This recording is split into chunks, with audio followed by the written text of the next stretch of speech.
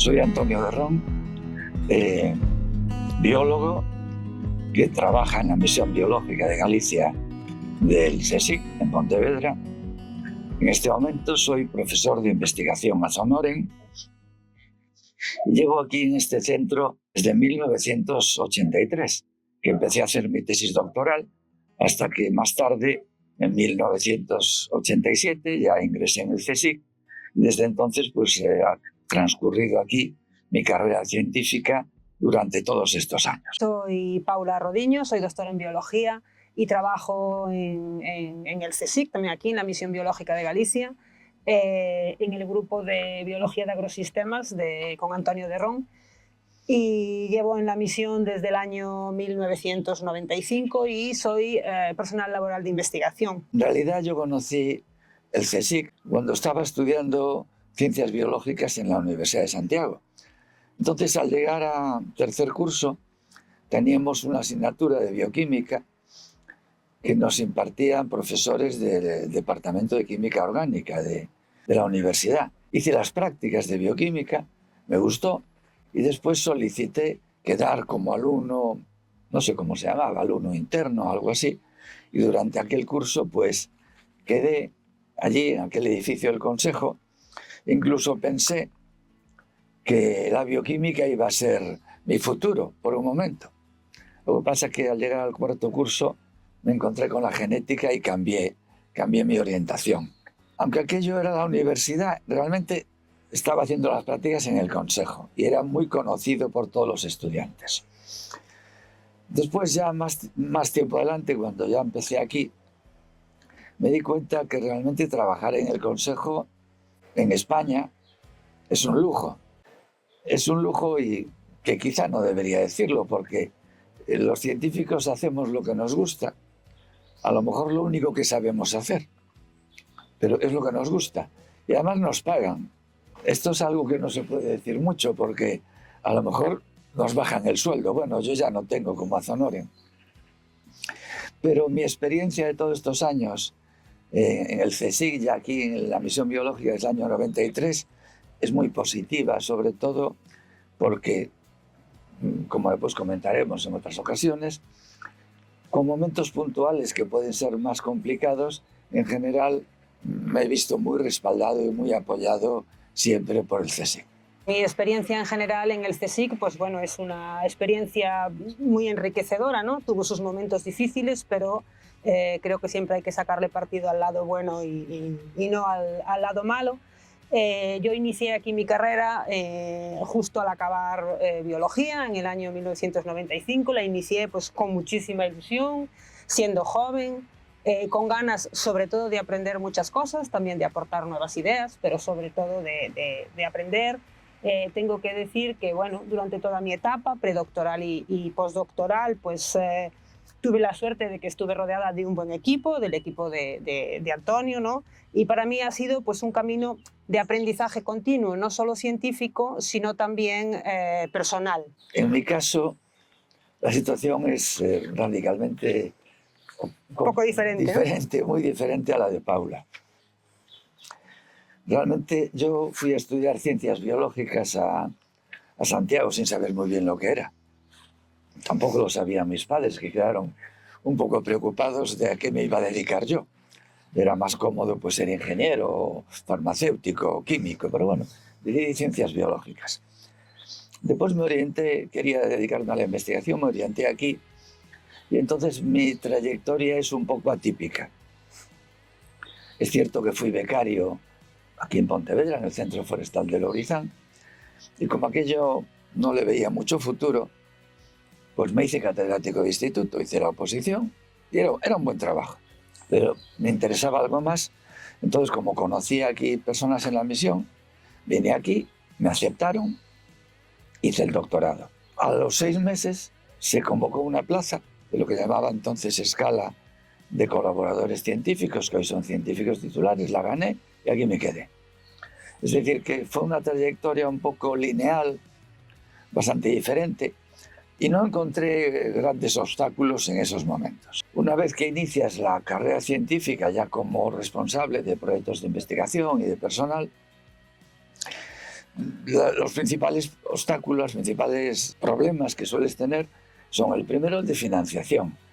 En el año 90 o así, ¿cómo empiezo yo a investigar en lo que quiero si no tengo recursos materiales ni humanos? Los recursos materiales los tienes que conseguir con proyectos. Entonces lo que siempre busqué fueron alianzas con otros centros, por lo menos de carácter formal, porque tienes que tener un equipo y yo aquí no lo tenía.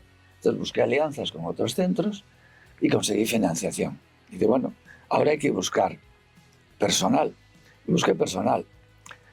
Un obstáculo que se me puso en aquel momento es que tienes muchos estudiantes. Y yo decía, es que esto hay que construirlo de abajo arriba. Y entonces tengo que tener bastantes estudiantes porque aquí no hay ninguno. Bueno, es que esto no es un sitio para aceptar estudiantes y hacer tesis doctorales. Hoy lo es, pero en el año 80 y tantos no lo era. Entonces ese fue un primer obstáculo que tuve que enfrentar.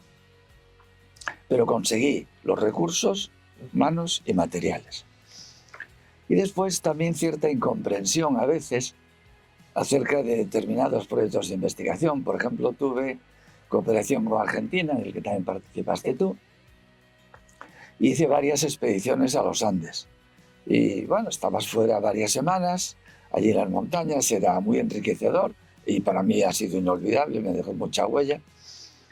Pero algunos decían, eso es turismo científico. Porque es cierto, ibas a hacer ciencia, pero también ibas a disfrutar de la naturaleza de una manera que aquí no había.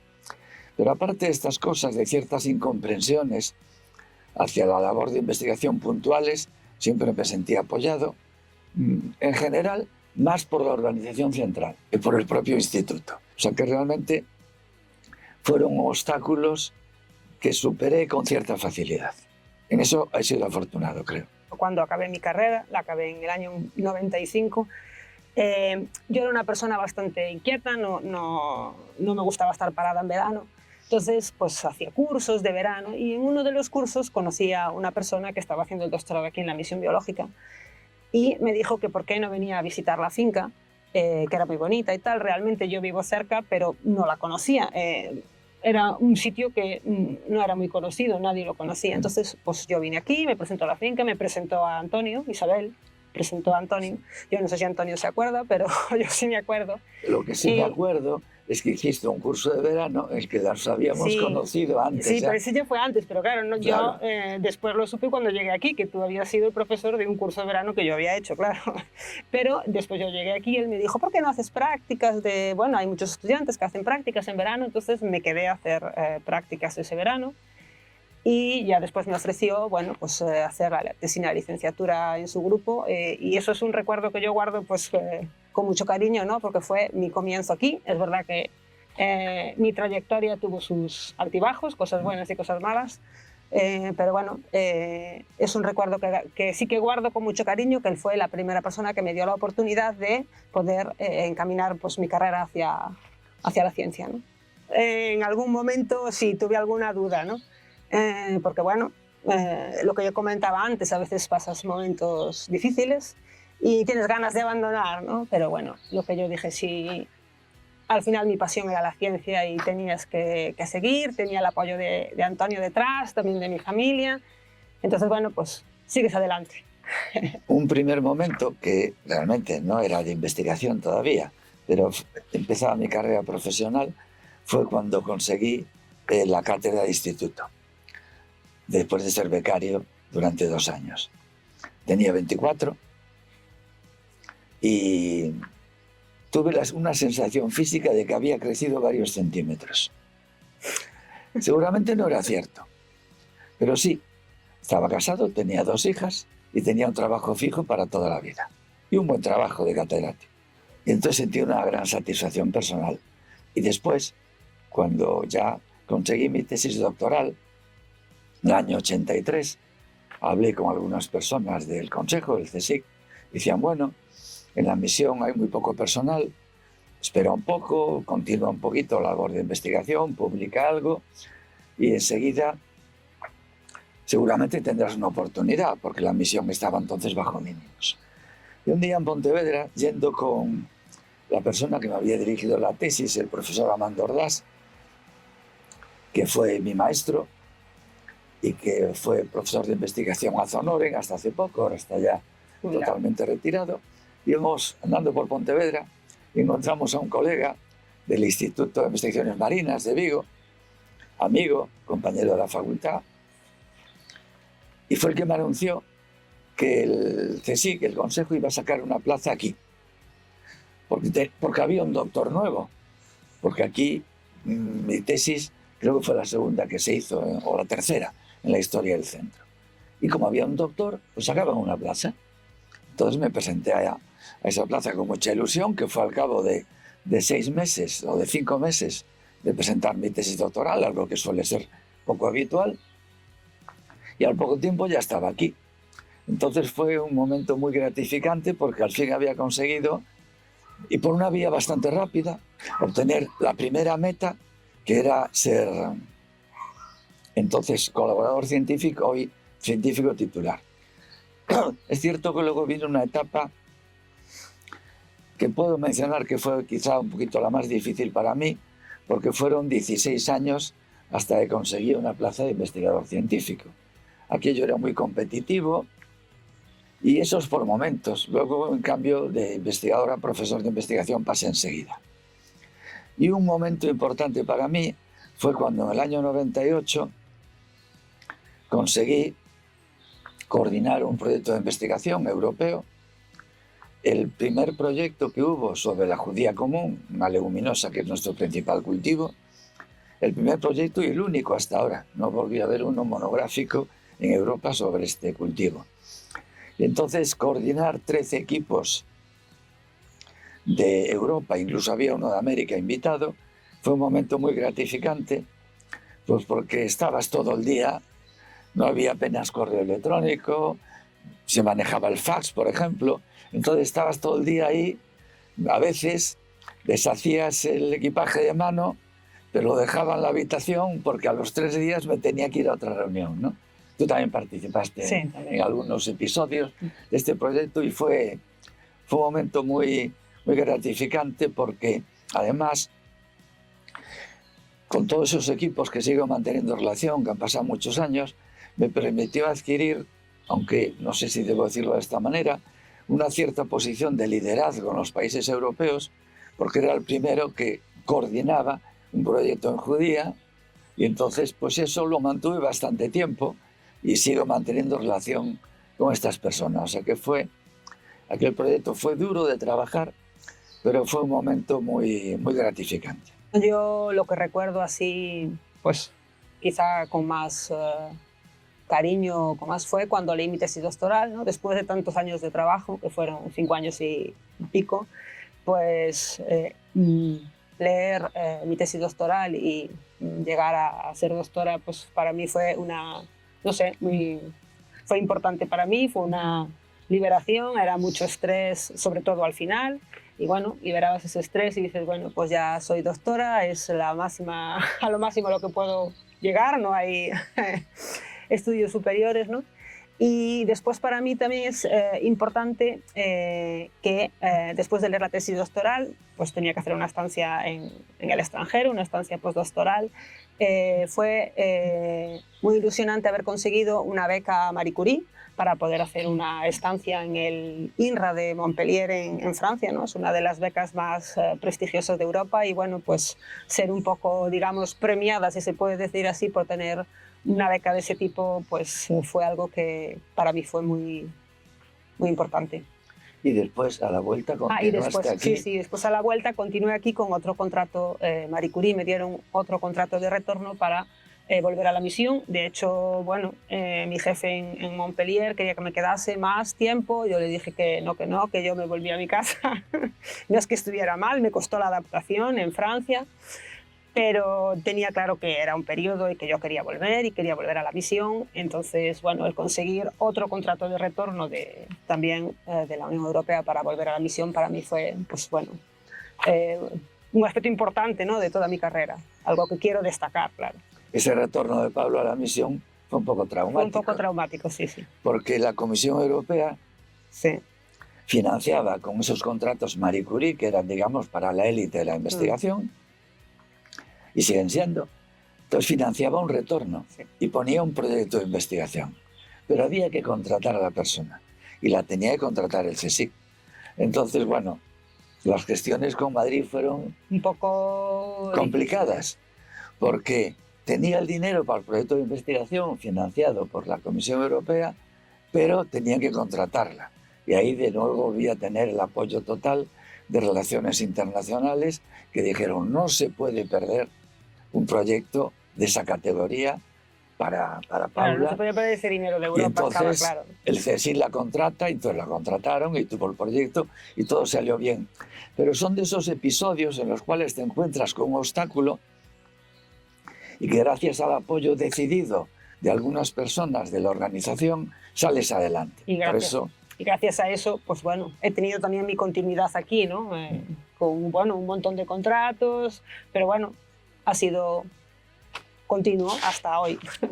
Bueno, en los últimos años, en lo que va de siglo, por decirlo de alguna manera, la investigación ha cambiado radicalmente. Es decir, el problema es que el flujo de información científica y técnica alcanza unos niveles que es muy difícil asimilar todo el conocimiento.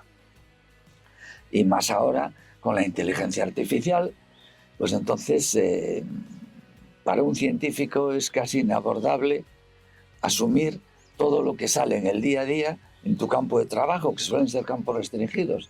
Pues en nuestro caso, la genética, la agronomía, la mejora de plantas, el uso de los microorganismos. Todo esto evoluciona tan rápidamente que tienes que adaptarte a ello, ¿no? Una palabra clave es innovación. Es decir, hay que ser capaz de tener ideas nuevas.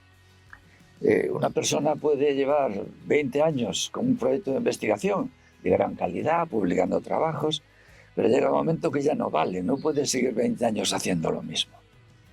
Entonces la innovación, en mi opinión, es fundamental, establecer nuevas metas que se adapten al mundo real en el que vives, que está cambiando de una manera demasiado rápida. Y otra es la internacionalización. Es decir, tenemos que abrirnos, no estamos solos, tenemos que abrirnos al exterior. Yo lo experimenté en aquel proyecto en el año 98 y después, pues en otras ocasiones, con organizaciones internacionales, especialmente en Estados Unidos, también en Europa, en Argentina. Entonces esos cambios hay que asimilarlos. Nosotros incluso aquí en la misión, cuando empezamos nuestro grupo de investigación, se llamaba Grupo de Investigación de Leguminosas.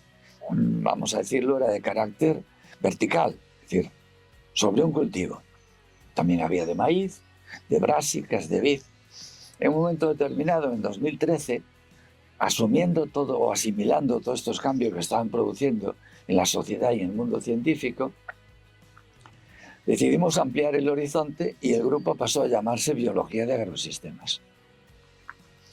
Porque estábamos incorporando tanto los factores bióticos, es decir, las plantas, como los abióticos, es decir, estreses, bajas temperaturas, fertilidad del suelo, los microbios también, otro componente biótico. Entonces nos parecía que era algo más amplio. Bueno, no fue fácil la transición. En el propio centro, en el propio instituto, no asumían que cambiáramos el nombre de investigación. De hecho, nos siguen llamando de leguminosas. Yo tengo que decir que desde que yo empecé, que fue un poco menos que yo empecé más tarde que Antonio, pero es verdad que la carrera científica, la ciencia ha cambiado muchísimo. Yo presenté mi tesis de licenciatura con transparencias y mi tesis doctoral con diapositivas a través de un proyector, que si lo dices a gente así más joven y no te cree, te dice eso es imposible. Pues sí. Entonces hay que decir que todo ha evolucionado pues, enormemente, ¿no? Ahora ya trabajamos pues, con tecnologías más avanzadas, con herramientas digitales, con metodologías que han transformado la forma de hacer ciencia. Y también ha cambiado un poco el enfoque, todo es más multidisciplinar, más global, más rápido. Y esa evolución es positiva, pero es verdad que también implica una exigencia constante. Al final tienes que estar siempre actualizando, leyendo, estudiando, ¿no? Aprendiendo cosas nuevas para poder avanzar. Y yo creo que la presión muchas veces por publicar, por conseguir la financiación, pues nos aleja un poco de lo importante que es al final hacer buena ciencia con tiempo y con profundidad. Es verdad, como dijo Antonio, que la transición o el cambio de nombre del grupo no fue fácil porque bueno, algunos no lo entendían muy bien. Y creo que nos hemos adaptado bastante a los nuevos tiempos. Ahora sí que estamos con un proyecto donde trabajamos las interacciones que hay entre la microbiota del suelo y las plantas, en este caso leguminosas. Ahora vamos a trabajar con soja, pero antes lo hicimos con otras leguminosas, como judía. Y estamos intentando ver dentro de esas interacciones, ¿no? Cuáles son las bacterias más prometedoras para poder llegar a la sociedad con un fertilizante biológico que pueda beneficiar a las plantas sin contaminar y adaptándonos también al cambio climático y que no haya pues, contaminación pues, ni atmosférica, ni del suelo, ni de aguas subterráneas, por ejemplo. La presión por publicar sigue existiendo, ¿no? Te exigen tener pues, publicaciones con impacto y es verdad que realizar una publicación buena, escribir una publicación buena, pues lleva su tiempo, muchas veces muchos meses. También es verdad que tienes que tener el trabajo detrás hecho para poder publicar, y a veces sí que te quita tiempo, pues bueno, de hacer, no sé lo que piensa Antonio, pero de hacer pues otras cosas, ¿no? Pues en el laboratorio o otros experimentos. Pero bueno, hay que publicar, es así. Los científicos, es nuestro papel, ¿no? Publicar lo que realmente estamos estudiando y darlo a conocer, ¿no? Bueno, estoy de acuerdo con lo que está diciendo Paula, claro. Hay, vamos a decir, dos situaciones en las cuales se necesita publicar. La primera, la que estaba expresando Paula, por ejemplo, cuando estás tratando de ganar una plaza determinada, el currículum se valora mucho por publicaciones internacionales y por el índice de impacto, que aunque es muy discutido, es algo más o menos objetivo y hay que asumirlo, que está en la comunidad científica internacional y hay que usar esos indicadores. Otra cosa es cuando ya vas avanzando en tu carrera científica. Entonces, el publicar ya no es una exigencia. En mi caso, como profesor ad honorem, es una satisfacción también. Sí, no tengo siguiente paso, pero es lo que dices tú. Es una satisfacción y un prestigio. Es decir, ver que aunque has llegado prácticamente al final de tu carrera, sigues teniendo esa ilusión por publicar y que las demás personas conozcan tus trabajos. Hace muchos años había un investigador, no aquí, era buena persona en su trabajo, destacaba, pero no publicaba nada.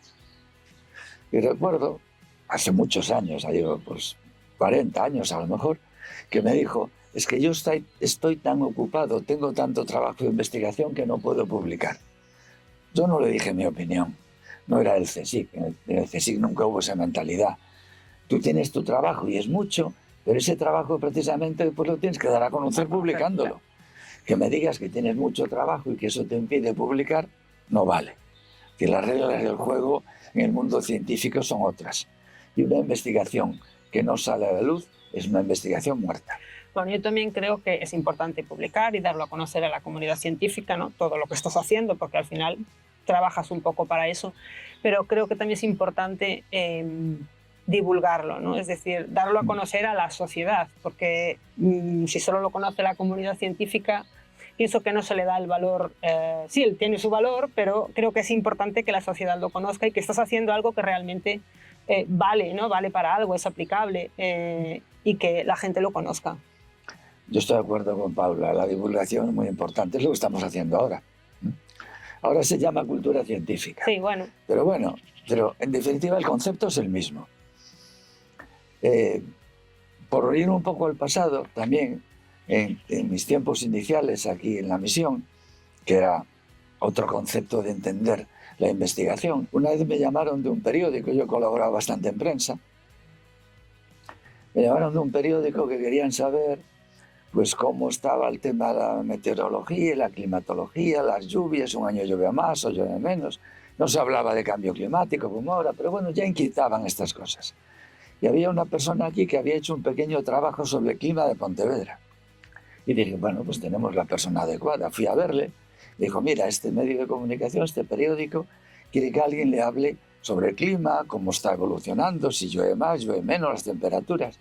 La respuesta fue, yo soy un científico y no puedo perder el tiempo hablando con los medios de comunicación. Bueno, yo nunca opiné así, pero se opinaba también muchas veces así. Ahora no. Y, Sí, bueno, ahora sacan. Pero antes es verdad que sí que mucha gente no quería hacer que... divulgación, se dedicaba a hacer su trabajo científico y a publicarlo en sus revistas científicas, ¿no? Y bueno, que sí, que es importante y que lo tenemos que hacer, pero pienso que lo otro también es igual, que tiene que ir un poco paralelo. No soy una persona a la que le guste dar consejos. No sé por qué, pero siempre fue así. Lo que sí me gusta es dar mis opiniones. Y que si esas personas reciben mis opiniones y lo quieren considerar un consejo, allá ellos. Pero no me gusta dar consejos. Pero una cosa que sí le diría a los jóvenes es que hay que valorar el esfuerzo. Se ha notado una transición y una evolución perfectamente en los últimos años. Cuando empezamos, o cuando empezaste tú, cuando empecé yo bastante antes, aquí se estaba a las horas que hiciera falta. Y yo entraba de noche a la misión y salía de noche de la misión. Pero no era yo el único, éramos casi todos, los doctorandos, demás, etc. Ahora ya es que tengo que conciliar con mi vida personal. Por supuesto que lo entiendo, yo siempre concilié.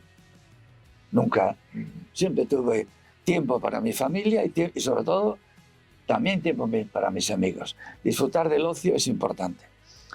Pero ahora no, es que yo acabo a las 6.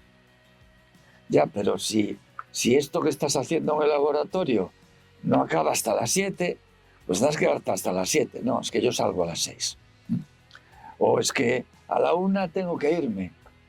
Pero mira, es que estamos en el campo y hay que estar con las plantas hasta las 2, por lo que sea.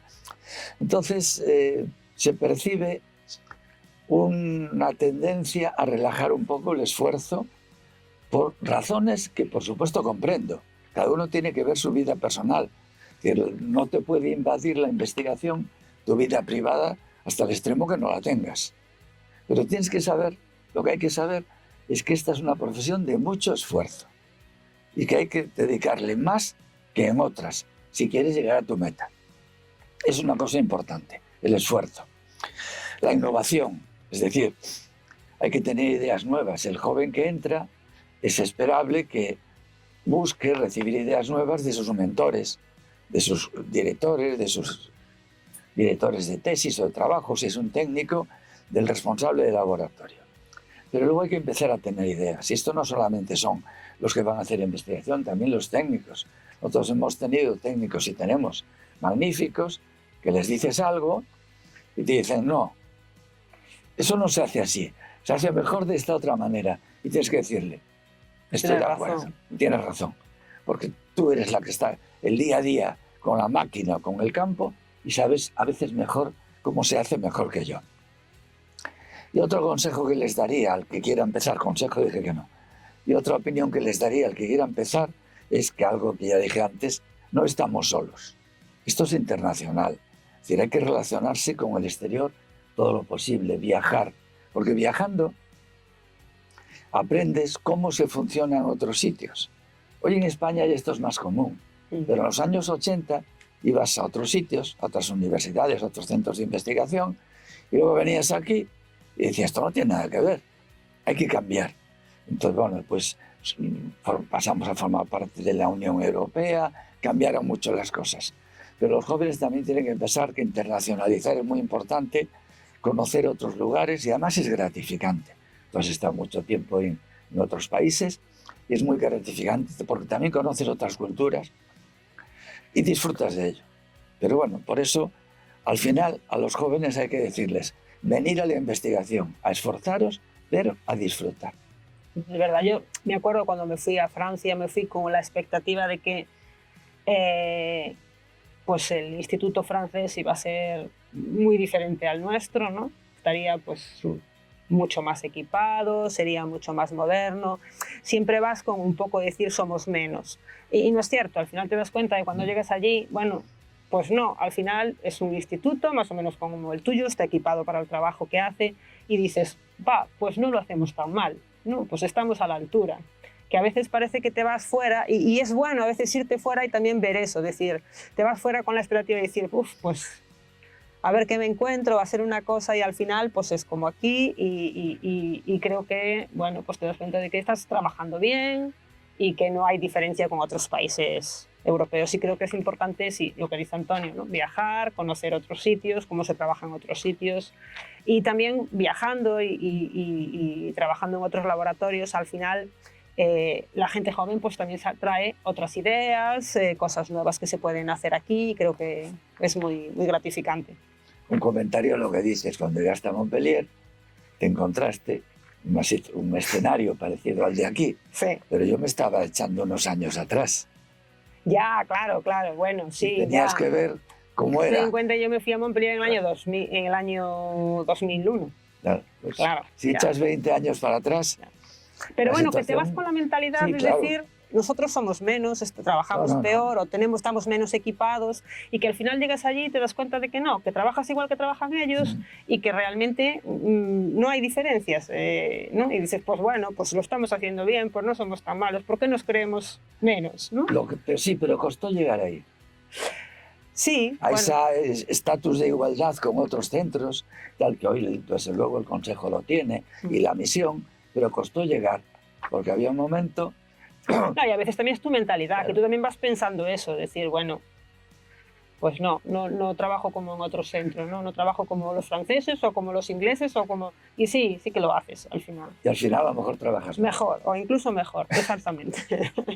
No es fácil dar consejos a los jóvenes investigadores. Yo a quienes empiezan en la ciencia siempre les digo que no pierdan la curiosidad, ¿no? ni la pasión por la ciencia. La carrera científica es exigente, es cierto, pero bueno, también es profundamente gratificante, aunque tenga sus momentos difíciles, y sobre todo si lo haces con pasión, con compromiso, ¿no? Pues con honestidad. Yo creo que la ciencia necesita tiempo, necesita mucha dedicación.